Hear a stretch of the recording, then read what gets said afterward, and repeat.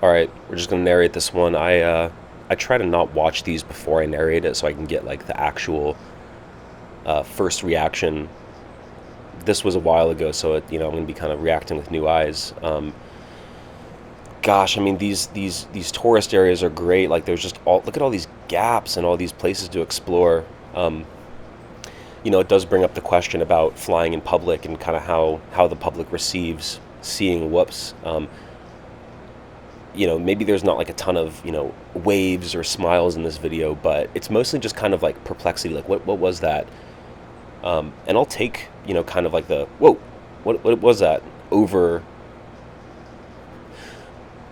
you can't fly, and I've actually never had any experience where somebody was angry about me flying.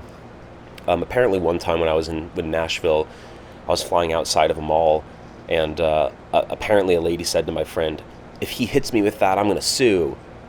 Of course, I never hit anybody, and if I did, I mean, good luck getting damages when your injuries involve a modicum of stress, because, I mean, you can go full speed with a whoop straight into somebody's chest and they won't even feel it. Of course, it could get stuck in somebody's hair, and that's kind of like a nightmare scenario for me.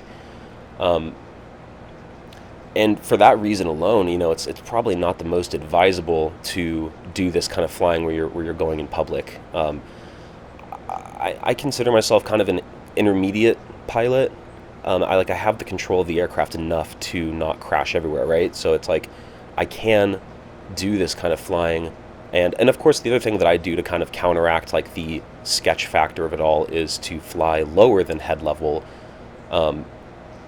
Just so that if I did crash into somebody, it wouldn't get tangled in on their head. And I think I do. This is so crazy.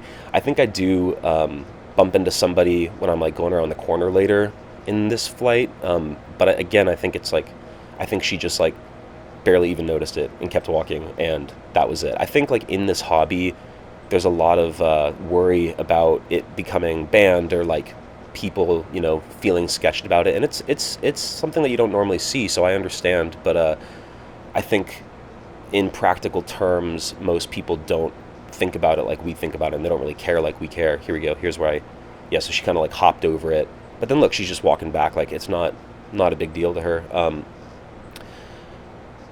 And I'm not saying, oh, let's like expose people to more whoops in public, but I guess I just don't feel bad about some flying in public. I think if you're using your drone to intentionally follow somebody who is uncomfortable with it, like has shown, because you can see what's going on, you can see if somebody seems uncomfortable, and if you were to then antagonize after that, like, yeah, it's not cool. I think it's just, and this is what other like guerrilla whoopers will say, is just like practice common sense. And there have been a couple flights that I've done where I think I could have been more sensible in not flying. Like one time I flown inside of Ross, and there was just all these security guards because we're in Los Angeles, and they have a really bad shoplifting problem. So they have all these armed guards, and I think they were more focused on the fact that I was flying in there than people who were actually shoplifting at the same moment that I was in there. And I just didn't really like use my intuition to kind of gauge that this was a stressful work environment where people were being watched and on edge. And so it's tough to gauge that stuff, right? And I mean, on that basis alone, you probably shouldn't fly just into random businesses. But it makes for such a novel video, and such an interesting flight for me that sometimes it's worth the risk. And again, like, I just want to echo this point that the interactions that I've had with people have been overwhelmingly positive. When I bring up that Ross incident, like the lady who was working there, she was upset that I flew in there.